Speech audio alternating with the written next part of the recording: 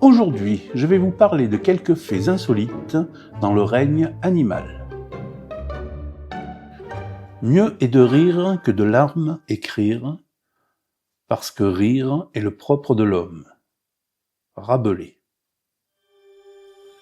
Si l'on sait depuis au moins un siècle que les chimpanzés et les grands singes savent rire, ou du moins quelque chose qui s'en rapproche, ce que l'on sait moins, c'est que les rats se bidonnent.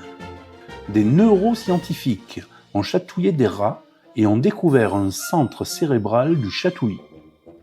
L'activité neuronale sur leur cortex somatosensoriel est bien différente quand on les caresse et quand on les chatouille. Lorsqu'ils sont chatouillés, les rats émettent un son d'une fréquence de 50 kHz, ce qui semble être un signe de plaisir. Les scientifiques ont remarqué aussi que les rats poursuivent la main chatouilleuse comme pour en redemander. Mignonne, allons voir si la rose qui ce matin avait déclose. Pierre de Ronsard. Ce poème, nous l'avons tous étudié au collège ou au lycée. Cependant, il n'a aucun rapport avec l'histoire que je vais vous raconter. Non, le lait de l'hippopotame n'est pas rose. C'est une info que l'on trouve beaucoup sur le net, mais non. Le lait de l'hippopotame est bel et bien blanc. C'est une intox. L'hippopo craint le soleil comme tout le monde. Il gère la chaleur en restant plongé dans l'eau. Et pour les UV, il sécrète un liquide huileux rouge orangé. Ce liquide est composé de deux acides, l'hyposudorique et le nord-hyposudorique. Ces deux acides combinés ensemble agissent comme une crème solaire et un antibiotique. Le mythe vient que lorsque le bébé hippo plonge pour téter sa mère, il baigne dans un liquide rougeâtre, sécrété par elle-même. D'où la méprise. Le sommeil n'est pas un lieu sûr. Jean Cocteau. La fourmi est un animal souvent présenté comme ne dormant jamais. Or, il a été observé que la fourmi possède un cerveau de 100 000 neurones, ce qui représente à peu près 4% de son poids, alors que l'homme a un cerveau qui représente environ 2% de son poids. Un cerveau a besoin de sommeil, ou du moins de repos pour bien fonctionner. Et celui de la fourmi ne déroge pas à la règle. Ces bestioles vivent sous terre et n'ont donc pas un cycle basé sur le soleil. Outre la reine qui, grâce à ses privilèges, peut enquiller des 9 heures d'affilée de sommeil, les ouvrières, elles, doivent composer avec des micro-siestes durant toute la journée.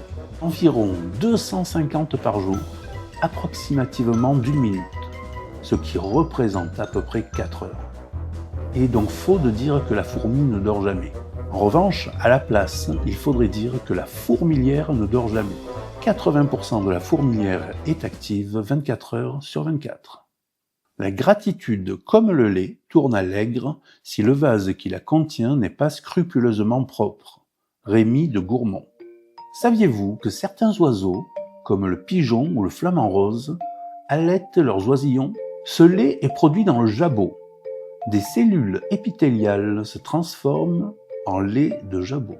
Contrairement au lait des mammifères, cette substance ne contient pas de glucides. En revanche, elle est riche en protéines et en lipides. L'autre grosse différence avec le lait des mammifères, c'est que ce lait de jabot est produit autant par les femelles que par les mâles. La chenille devient papillon, le cochon devient saucisson, c'est une grande loi de la nature. François Cavana. Lorsque l'on touche un papillon, il nous reste une sorte de poudre sur les doigts. Enfant, on a tous entendu que si on enlevait la poudre des papillons, ils risquaient de ne plus pouvoir voler ou au pire de mourir. Il n'en est rien, cette poudre est un amas d'écailles.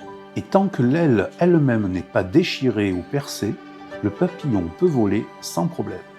Ces écailles servent à colorer le papillon. Ces couleurs ont plusieurs fonctions, dont tromper les prédateurs et se reconnaître entre espèces.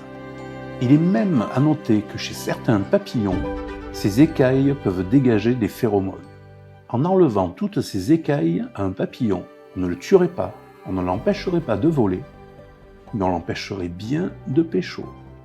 Paresse. Habitude prise de se reposer avant la fatigue. Jules Renard. Avez-vous déjà vu un paresseux vert? Ce n'est bien sûr pas sa couleur naturelle. Et s'il est le seul mammifère vert, c'est parce que son pelage est un véritable écosystème. En étudiant de près sa fourrure, on peut trouver des algues, des insectes et même des champignons. Parmi ces champignons, on en trouve des antibactériens et d'autres antiparasitaires. Ils sont aussi remplis de mythes. Elles y vivent, pondent, meurent. Tous ces déchets favorisent largement la pousse des algues. Et vous allez voir comme la nature est bien faite. Le paresseux mange ces algues, ce qui lui procure les lipides qu'il n'a pas dans son régime végétarien. À chacun son paix sent bon. Erasme. Grâce à une certaine bactérie dans son tube digestif, le kangourou ne produit pas de méthane en pétant.